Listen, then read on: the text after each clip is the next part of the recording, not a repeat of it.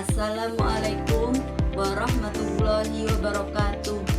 Perkenalkan, nama saya Atikotul Maula Al-Fariha dengan NIM 858971563. Pada kesempatan kali ini, saya akan melakukan tugas praktikum IPA yaitu mengenai sistem pencernaan makanan. Tujuan dari praktikum ini yaitu untuk mengurutkan bagian dari sistem pencernaan makanan.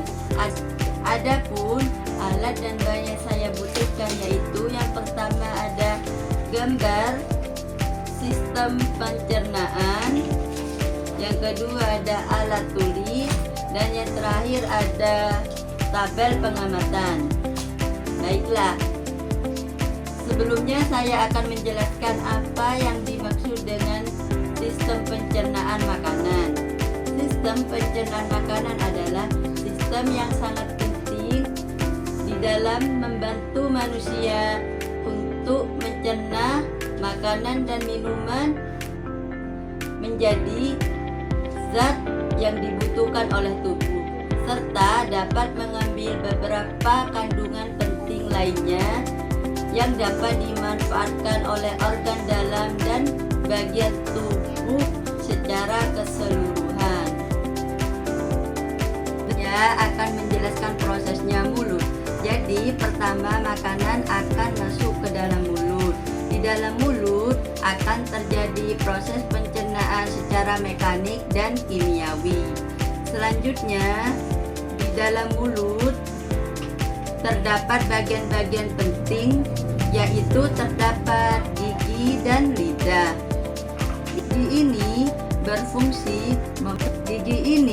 berfungsi memotong makanan menjadi potongan-potongan yang lebih kecil yang bercampur dengan air liur yang dihasilkan oleh lidah sebelum akhirnya masuk menuju ke dalam kerongkongan.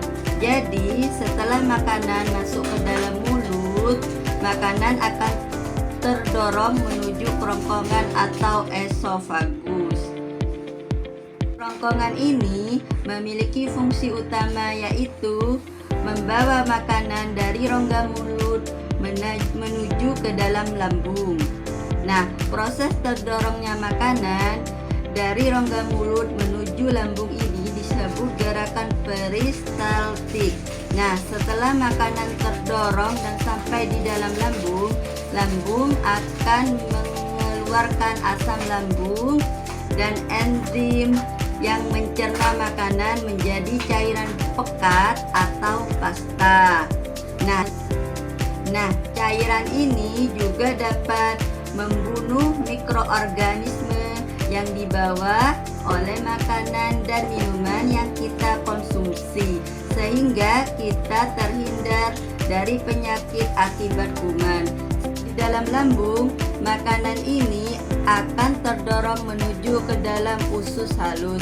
Di dalam usus halus terjadi proses penyerapan makanan yang lebih lanjut, di mana dapat dibantu oleh enzim yang dihasilkan oleh pankreas. Usus halus sendiri terbagi menjadi 3 macam. Yang pertama ada usus halus 12 jari atau duodenum. Yang kedua adalah usus kosong atau jejunum, dan yang terakhir adalah usus penyerapan atau ileum. Dan rata-rata usus halus manusia yaitu sekitar 6-7 meter. Sedangkan dinding usus halus terdiri dari fili dan mikrofili yang membantu penyerapan nutrisi dan sari-sari makanan lebih banyak dan cepat. Setelah itu, makanan akan menuju ke dalam usus besar.